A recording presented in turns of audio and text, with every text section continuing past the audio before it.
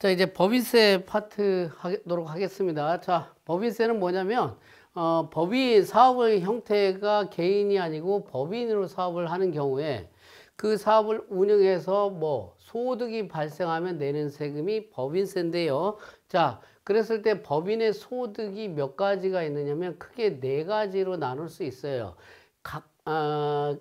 가장 많이 발생하는 게 각 사업연도 소득인데, 각 사업연도 소득이 뭐냐면 매 사업연도마다 입금의 총액에서 손금의 총액을 차감해서 계산한 금액이 각 사업연도 소득이에요. 자, 회계상 보면 수익에서 비용을 차감을 해가지고 이익을 계산한 것과 비슷하다는 얘기예요. 자, 법인세법에서는 이 수익을 입금이라고 표현을 하고요.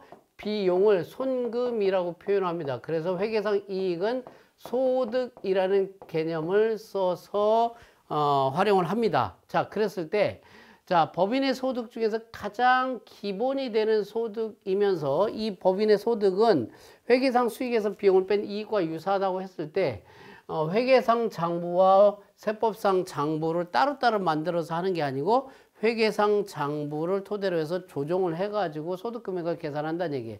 이게 가장 기본적이고 흔하게 발생하는 소득이고요. 그 이외에 법인 소득이 뭐가 있냐면 토지 등 양도소득이 있어요. 그러니까 토지 등 양도소득의 종류가 뭐냐면 회사가 주택이라든가 별장이라든가 비사업용 토지라든가 이런 부분들을 양도하면 양도가액이 있고 양도 당시 장부가액이 있을 거예요. 장부가액은 취득가액에서 감가상각 누계액 등을 차감한 금액을 장부가액이라고 얘기를 해요. 그래서 양도한 금액에서 장부가액을 빼게 되면 양도차익이 나오는데 이 양도차익에 대해서 추가적으로 과세한다. 제가 추가한다는 얘기는 뭐냐면 이미 각 사업연도 소득금액 계산할 때 주택이라든가 별장, 비사업용 토지 등의 양도에 따른 양도차익은 각 사업연도 소득에 이미 포함이 돼 있어요. 이 입금과 송금 안에 포함이 돼 있어요. 그러다 보니까 각 사업연도 소득도 과세하고 토지 등 양도 소득도 또 추가적으로 과세하면 이중과세 아니냐? 맞습니다. 이중과세가 맞습니다. 이중과세, 추가해서 과세하는 거 이유는 뭐냐면 이런 거 주택이라든가 별장, 비사업용 토지 이런 부분들에 대해서 규제를 가하기 위해서 추가적으로 또 별도로 과세하는 이중과세 형태를 보이고 있다는 얘기고요. 그 이외에 미환류 소득이라는 건 뭐냐면 말 그대로 환류되지 않은 소득이에요. 어떤 법인한테 적용이 되냐면 상호출자 제한 기업 집단에 소속된 내국법인이에요. 그러니까 여러분들이 다룰 일은 거의 없을 거다. 세무대리인들은. 왜냐? 회사 자체적으로 한다든가 굉장히 엄청나게 큰 회사들에 대해서 적용을 하니까. 이러한 내국법인이 그 소득이 발생했을 때 소득 중에서 일정액을 투자라든가 임금이라든가 또는 상생 협력 지출액이라든가 이런 것들로 유출을 해야 되는데 밖으로 빼내야 되는데 그렇게 하지 않더라. 그러면 미환류 소득에 대해서 과세하겠다는 얘기고요. 2026년 1월 이후에는 여기 미환류 소득의 종류에 배당도 추가할 예정으로 되어 있습니다. 자, 제가 지금 다시 설명하면 지금 설명하는 내용은 2025년도에 귀속될 부분에 대해서 설명을 합니다. 그러면서 2026년도에 개정되는 세법, 개정될 예정인 것도 설명을 하고 있는데 개정되는 내용이 반영이 되는지 안 되는지는 여러분들이 법이 통과가 되는지 안 되는지를 별도로 보셔야 될 거예요. 그래서 개정세법이라든가 이런 내용들도 참고적으로 여러분들이 확인해서 정리를 해야 됩니다. 마찬가지로 미환류 소득도 각 사업연도 소득에 대한 법인세에 추가해서 별도로 과세하고 있더라. 다만 이렇게 적용되는 법인이 굉장히 제한적이다 보니까 여러분들은 다룰 일이 없을 수도 있어요. 자, 그 이외에 청산소득인데 말 그대로 이것도 청산하면 즉 뭐냐면 법인이 해산하거나 합병하거나 분할하면서 없어지게 되면 그 법인한테 남아있는 자녀 재산가액이 있을 텐데 이 자녀 재산가액이 자기 자본을 초과한다. 그러면 청산소득으로 과세를 하는데 사업연도 중에 정상적으로 제대로 쭉 납부를 해왔다면 누락이 없었다면 청산소득은 따로 과세될 거는 없을 거예요. 여하튼 청산소득 이렇게 해서 네 가지 소득이 있는데 네 가지 소득 중에서 가장 대표적인 건 각 사업연도 소득이고 토지 등 양도소득은 이런 사항에 대해서만 적용이 되는 거고 기타 이런 사유가 해당이 됐을 때 적용되다 보니까 여러분들이 가장 흔하게 보는 거는 각 3년도 소득이라는 얘기고요. 그리고 이 법인세는요, 법인이 납부하는 건데 이 법인을 구분을 어떻게 하느냐 하면 영리법인이냐 비영리법인이냐 이렇게 구분하고 내국법인이냐 외국법인이냐 이렇게 구분하는데 내국법인과 외국법인은 본점의 소재지가 국내에 있으면 내국법인, 본점 소재지가 외국에 있으면 외국법인이에요. 자, 이렇게 해서 내국법인의 경우에는 국내 소득뿐만 아니라 국외 소득이 있다면 그것까지 합산해서 과세를 하고 있다는 얘기고요. 영리법인은 알겠는데 비영리법인은 뭐냐면 영리를 하지 않는다 이런 의미가 아니고요. 비영리법인이라도 수익사업을 영위할 수 있어요. 자, 비영리법인도 수익사업을 영위할 수 있어요. 그 영리를 추구할 수 있지만 이익을 구성원, 이제 영리법인 입장에서 보면 주주들이 되겠죠. 그 구성원한테 분배하지 않는 법인이라는 얘기예요. 자, 그랬을 때 이런 법인들은 법인세 과세를 하지 않는 게 원칙이겠지만 이러한 비영리 법인이 수익사업을 영위한다. 그랬을 때는 소득이 발생하니까 법인세를 과세해야 된다라는 거 이런 부분이 있고요. 법인세 납세지는 어떻게 되느냐? 본점 소재지 관할 세무서에서 납부합니다. 그러니까 본점과 지점이 여러 군데 있다. 그러면 그것들을 몽땅 다 통합해서 신고하고 납부합니다. 부가가치세의 경우는 사업장별로 신고하고 납부했었죠. 물론 사업자 단위 과세 이런 예외가 있긴 하지만 자, 법인세의 경우는 몽땅 다 소득을 합산해서 본점에서 다 납부한다. 자, 그 다음에 법인세와 관련해서 가장 많은 비중을 차지하고 내용이 좀 복잡한 게 크게 두 가지가 있어요.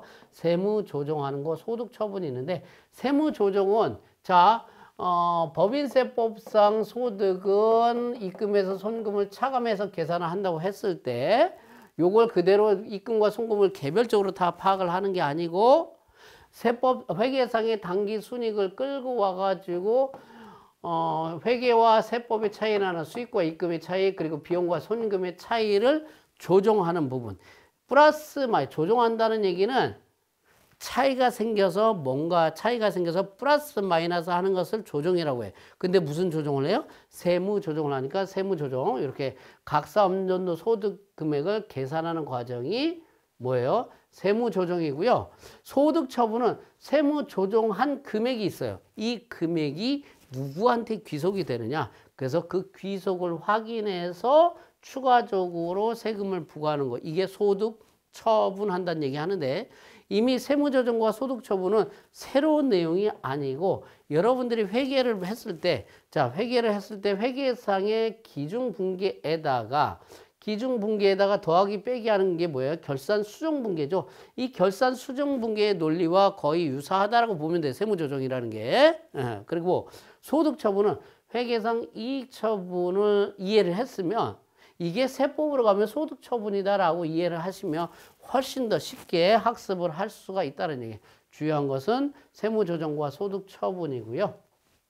그리고 추가적으로 법인세를 계산할 때 각 사업연도 소득에 대한 법인세가 가장 주인 거고 그리고 법인 중에서는 주로 여러분들이 내국법인이고 영리법인을 주로 업무를 처리할 거예요. 비영리법인을 하는 경우도 있기는 하겠지만 영리, 내국법인의 각 사업연도 소득금액 계산이 거의 90% 이상 거의 대부분 내용을 차지합니다.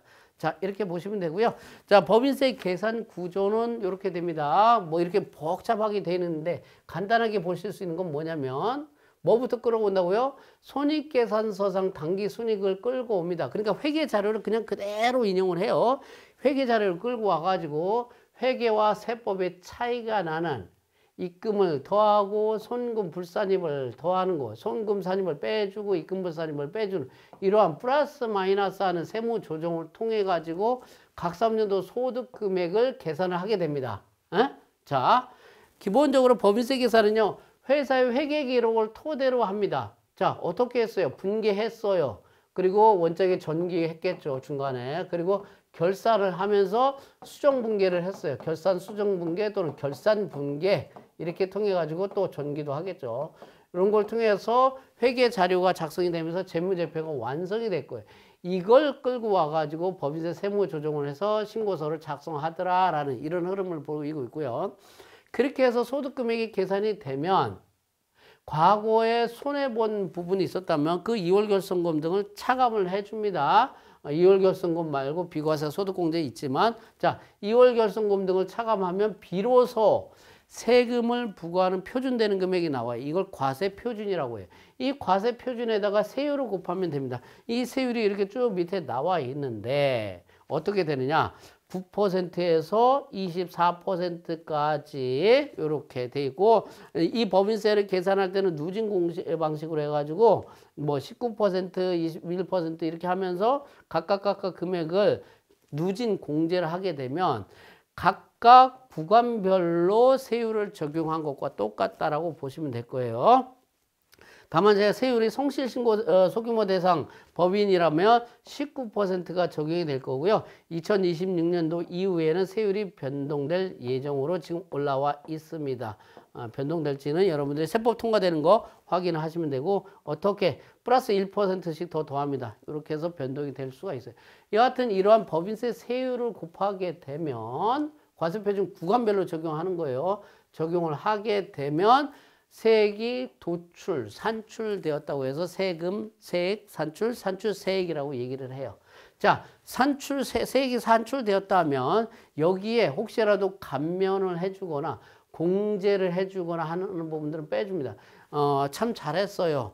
또는 장려를 해줘야 될 부분, 예를 들어서 창업 중소기업이라든가 중소기업 특별세액이라든가 이런 부분들을 감면을 해준다든가, 또는 투자를 잘했어요. 투자세액공제라든가 연구인력개발비 세액공제라든가 또는 고용중대 세액공제 같은 이런 세액공제나 세액 감면을 차감을 해줍니다. 그렇지만 회사가 뭔가 잘못한 게 있다. 뭐 신고를 제대로 못했네. 납부가 지연됐네. 지급명세서 제출이 안 되네. 등등등. 이런 부분들에 대한 가산세를 더하고 감면을 했지만 추가 납부세액이 발생이 되는 걸 있으면 더해서 총 부담세액을 계산합니다. 총부담세액을 계산합니다. 이 총부담세액에서 사업년도 중간에 미리 납부하고 가는 세금이 있어요. 뭐냐면 중간 예납한 게 있고 원천징수세액이 있다는 얘기예요. 우리 선납세금 편에서 살펴봤던 내용, 회계에서 선납세금 살펴봤던 이 내용과 같이 이걸 기납부세액으로 해서 차감을 해주면 차감 최종적으로 납부할 세액이 나온다라는 얘기예요. 자, 여기에 차감 납부할 세액에다가 지방소득세 대략 10%는 별도로 부과가 되는 거고요. 또 하나 세액공제라든가 이런 세액 감면을 받는다고 했는데 이 중에서 특별한 세액공제 세액 감면의 경우에는 농어촌 특별세라고 해서 농특세가 별도로 과세되는 경우가 있더라. 세금의 종류가 굉장히 많고 복잡한 것 같은데 그냥 소득에 대해서 세율 곱해가지고 세금 낸다. 여기 공제 감면할 게 있으면 빼주고 또 기납부세액이 있으면 빼주고 해가지고 세금 납부한다. 지방소득세 10%는 별도다. 공제 감면 받은 게 있다면 농특세 같은 거 이거 별도다. 이런 부분들 이렇게 크게 생각을 하시면 돼요. 물론 세율이라든가 이런 부분들은 프로그램에 다 내장이 돼 있으니까 여러분들 신경 쓰실 건 없는 거고요. 법인세 계산 구조가 대략 이렇게 돼 있습니다. 자, 그랬을 때 법인세 계산 구조가 이렇게 막 복잡하게 돼 있는데 거의 대부분의 내용은 요거 얘기를 할 거예요. 요거 얘기. 요거. 뭐야? 세무조정 내용이 거의 7, 80%, 8, 90% 차지하고요. 조금 더 추가되는 거 세액공제 감면 요 정도 있을 겁니다. 나머지 내용 세세하게 살 붙여서 들어가게 되면 틀이 완성이 될 겁니다. 이게 법인세 계산 구조고요. 자, 가장 중요한 것 하나가 뭐냐면 세무조정이라는 개념을 이해를 해야 되는데, 다시 세무조정이라는 개념 자체는요, 여러분들이 새로운 거, 와, 신기하다 이렇게 할 게 아니고 이미 여러분들은 회계상 기준분기에다가 결산분기에는 어떻게 했냐면 기준분기에다가 더하기 빼기 하는 과정을 했어요. 추가하거나 삭제하거나 등등등등 더하기 빼기 하는 결산 수정분기의 논리와 거의 유사하다라고 보면 돼요. 그러니까 세무조정과 법인세 세무조정과 또는 소득세 세무조정도 마찬가지고요. 이 법인세 소득세 세무조정과 회계상의 기준분기에 대한 결산 수정분기와 논리가 똑같다라고 생각하시면 이해하시면 훨씬 더 쉽게 법인세도 쉽게 접근을 할 수가 있더라. 자, 예를 들어 볼게요. 회계상 수익과 비용, 세법상 입금 송금의 차이가 나다 보니까 차이가 나는 부분은 조정을 해요. 조정을 어떻게 하는데요? 더하기 빼기예요. 그렇게 해서 더하기 빼기 하는 조정을 하다 보니까 이것을 우리는 세금과 관련해서 조정해서 세무조정이라고 얘기를 해요. 예를 들어서 회계상 수익은 300 잡았어요. 비용은 100 잡았어요. 그러면 당기순이익이 200이 계산이 될 거예요. 수익에서 비용을 빼니까. 이게 회계상 기록인데 세법상 가만히 판단을 해보니까 회사가 현금 매출을 100원을 누라 그랬어요. 그러면 회계상 수익에다가 더해야 되겠죠. 100을 가산을 해줘야 될 거예요. 자, 회사가 수익을 기록한 수익 중에서는 보니까 40원만큼이 세법상 판단하다 보니까 다음 연도 수익인 경우가 있어요. 그러면 회사가 기록한 수익에서 40을 차감을 해줘야 되겠죠? 그러면 회사가 계산한 수익은 300이지만 세법상으로는 회사가 계산한 수익 300에다가 100원을 더하고 차이가 나죠. 100원 더하고 40 차이가 나죠. 40을 빼주게 되면 360원이 계산이 될 거예요. 자, 비용을 봤더니 회사가 기록한 접대비 기업 업무 추진비로 명칭이 바뀌었다고 했어요. 기업 업무 추진비 40원 중에서 세법상 한도액이 20원이다. 그러면 차액 20원만큼은 비용에서 빼줘야 되겠죠. 100원에서 빼줍니다. 요거 빼줘야 되고, 회사가 인건비를 40을 기록을 했는데 세법상 보니까 미지급 인건비, 세법상 미지급 인건비 10이 더 있어요. 그럼 비용을 더 더해줘야 되겠죠. 인건비 10을 가산을 해줍니다. 자, 회사가 법인세 비용을 10을 계산을 했지만 이것은 세법상으로 무조건 송금으로 인정을 하지 않습니다. 무조건 비용 부인, 왜 무조건 비용 부인되는지는 법인세 등 관련해서 세무조정, 세금과 공과금 할 때 설명을 따로 드릴 겁니다. 여하튼 간에 법인세 비용은 인정이 안 되다 보니까 회계상 잡아놓은 이만큼은 빼줘야 되겠죠. 이렇게 해서 빼주게 되면 회계상 100원의 비용이라고 했지만 세법상으로는 마이너스 20 플러스 10 마이너스 10해서 80이 될 거다는 얘기예요. 그렇게 되면 회계상 당기순이익은 200원이 됐지만 세법상으로 입금이 360원에서 80을 뺀 소득금액이 280원이 나오는데 이 280원이 계산되는 구조를 다시 보면 당기순이익 200에다가 다시 당기순이익 200에다가 요걸 출발점으로 해가지고 200에다가 요거 100 더하는 거 그리고 요거 40 빼주는 거 그 다음에 이 접대비 기업 업무 추진비 이거 20을 차감을 한다는 얘기는 비용에서 차감을 한다는 얘기는 수익에서 비용을 빼는데 이 비용에서 차감한다는 얘기는 수익에 더하는 것과 같죠. 그래서 더하기가 되는 거고요. 자, 세법상 인건비가 10이 더 있다라고 하면 요것은 손금에서 요거 비용에서 더해지지만 이익에서는 빼지는 계좌입니까? 마이너스 하는 거고 법인세 비용 10을 기록을 했는데 이게 세법상 인정이 안 된다면 비용에서 빼줘야 되니까 수익에는 더해지는 것과 같은 효과. 그렇게 해서 이렇게 계산을 하든지 아니면 여기처럼 360, 80 해서 280 계산하든지 이것과 똑같이 계산해서 결국은 결과는 같다라는 얘기예요. 자, 이걸 다시 보게 되면 기업 회계에서 수익은 300이었고 비용은 100이었어요. 그래서 당시순 200이 나왔지만 세무조정은 자, 요거 입금 산입을 해야 되겠죠. 자, 요거 입금 산입을 하고 그 다음에 요거 40 요거 40만큼은 자 입금 산입이라는 말이 나오는데 입금 산입은 회사 세법상 입금인데 회계상 수익으로 안 잡았어. 그러니까 입금에 산입을 해줘야 된다고 해서 더하기가 되는 거고 요 개념은 뭐냐면 회계상의 수익으로 잡았지만 세법상인 입금이 아닌 거예요. 그러니까 입금 불산입을 해줘야 되겠죠. 그래서 입금 불산입 요 금액 이렇게 해주는 거고요. 자, 비용으로 가게 되면 자, 인건비 같은 경우에는 회계상의 비용으로 안 잡아놨지만 세법상의 손금이 맞아요. 그러니까 손금의 산입이 되겠죠. 손금의 산입되고 그리고 나머지 접대비, 기업 업무 추진비라든가 법인세 비용은 회계상으로는 비용 처리했지만 세법상은 손금이 아닌 거예요. 이걸 뭐라고 하냐면 손금불산입이라고 표현을 해요. 그래서 손금불산입 요것과 요것과 요것을 손금불산입 30을 빼주게 됩니다. 비용에서. 자, 그러면 결론적으로 어떻게 되냐면, 자, 입금산입과 손금불산입 요것은 파란색으로 제가 표시해 놨는데, 입금산입과 손금불산입 요 마이너스 돼 있는 손금불산입은요, 당기순이익에 플러스 되는 효과가 나와요.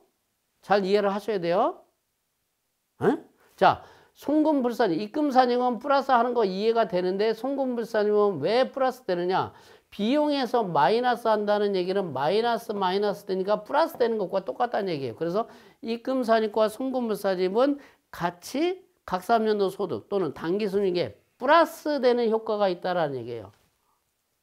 그 다음에 손금산입은 당기순이익에서 마이너스가 되겠죠. 그 다음에 입금불산입은 수익에서 빼니까 당기순이익에서 빼지는 것과 똑같아요. 그러니까 손금산입이나 입금불산입이나 이게 효과는 마이너스 되는 것과 똑같다라는 얘기예요. 자, 그래서 이렇게 계산하면 각사업년도 소득금액이 이렇게 계산이 되더라. 자, 이 부분은 제가 쭉 얘기를 했는데 이 세무조정을 여러분들이 회계상의 수익과 비용, 세법상의 입금과 손금에 대한 개념을 요 간단한 사례를 이해를 하게 되면 세무조정은 다 정복한 거예요. 다 끝난 거예요. 그러니까 자, 제가 세무조정이라는 게 세무조정 잘 모르겠어요 하는 직원들이 있는데 이 간단한 사례를 이해를 할 수 있으면 세무조정은 다 끝났다는 얘기예요. 그러면 어떻게 해야 되느냐? 세무조정의 논리가 이해가 됐으면 결국 세무조정할 내용만, 굉장히 내용이 많겠죠. 이 내용들만 체크를 해주면 된다는 얘기예요. 그래서 주요한 세무조정 내용이 뭐냐면 예를 들어서 법인세 아까 얘기했는데 법인세라든가 벌금, 과태료 같은 이런 부분들은 회계상으로는 세금과 공과금을 잡을지 몰라도 송금으로 인정을 하지 않겠다. 그러면 플러스 되겠죠. 기업 업무 추진비 같은 거이고요. 증빙이 없거나 또는 한도가 초과가 됐거나 이런 부분들은 송금으로 인정을 하지 않습니다. 송금 부인, 송금 불산입을 합니다. 기부금도 마찬가지 한도 초과액이라든가 비지정 기부금이다 송금에 부인하니까 각사업년도 소득금의 당기순이익에 플러스 될 거예요. 자, 지급이자 등에 대해서 업무와 관련 없이 차입금 지급이자가 나왔다. 그러면 그런 것들은 송금에 부인할 거예요. 감가상각비 한도 초과된 부분이 있다면 회계상 금액에 비해서 세법상 한도 초과가 됐다면 이것도 송금 부인할 거예요. 대손충당과 같은 거 한도 초과액을 잡아놨다 그러면 송금 부인할 거예요. 퇴직급여 한도 초과액 잡아놨다 그러면 송금 부인할 거예요. 가지급금에 대해서 인정이자를 계산을 해야 되는데 이 인정이자만큼은 법인세 수익금액이 올라가게 되죠. 그래서 인정이자 입금산입하게 돼요. 자, 자산의 평가차익 같은 거, 평가차익은 회계상이 수익으로 잡을 줄 몰라도 세법상으로는 거의 다 인정을 안 해요. 이미 평가차익 같은 경우. 그래서 입금 불산입을 하게 될 거예요. 반대로 평가차손도 회계상으로는 손실로 잡아놓겠지만 비용 또는 손실로 잡았지만 세법상은 이미 평가손실을 인정을 안 해. 평가손실 부인합니다. 그래서 손금 불산입을 하게 됩니다.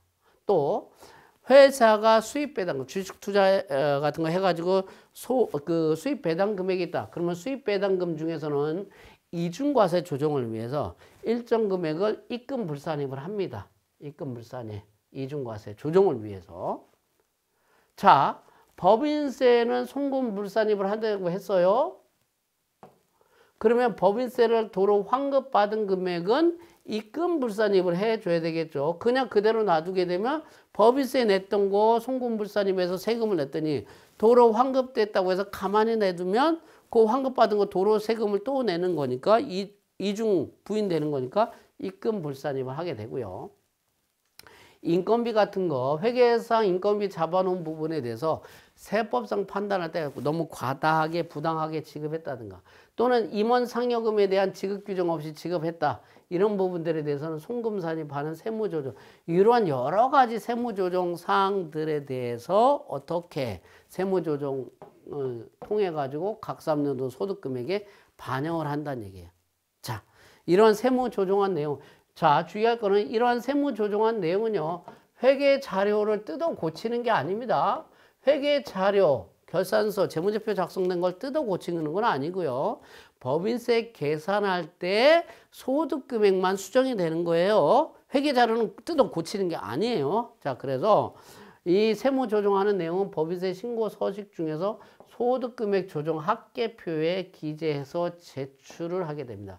자, 세무 조정에 대한 논리가 이해가 되면 세무 조정할 사항만 여러분들 요 내용들을 쭉 한번 보셔서 체크해 가지고 법인세 신고서를 작성하면 된다는 얘기예요. 자, 결론적으로 세무 조정은 어렵지는 않아요. 결산 수정 분기하는 것과 똑같다는 얘기를 했고요. 결산 수정 분기할 사항도 뭐 수정 분기할 사항에는 뭐는지 한번 체크리스트 같은 거 작성을 해 놓으면 이런 것들을 수정 분기해야 되는구나 라는 것처럼 세무 조정할 사항 이런 부분들이 있다라는 거 체크리스트 보고 세무 조정을 하면 되겠다는 얘기예요. 자, 다시 반복하지만 여러분들이 세무 조정하는 원리를 이해를 하게 되면 법인세는 거의 다 정복이 됐다고 감히 단언을 해도 된다는 얘기입니다. 자, 여러분들이 세무 조정이 간단한 이해를 이해 안 되시는 분들은 계속해서 몇 번을 보시게 되면 충분히 이해가 될 걸로 보입니다.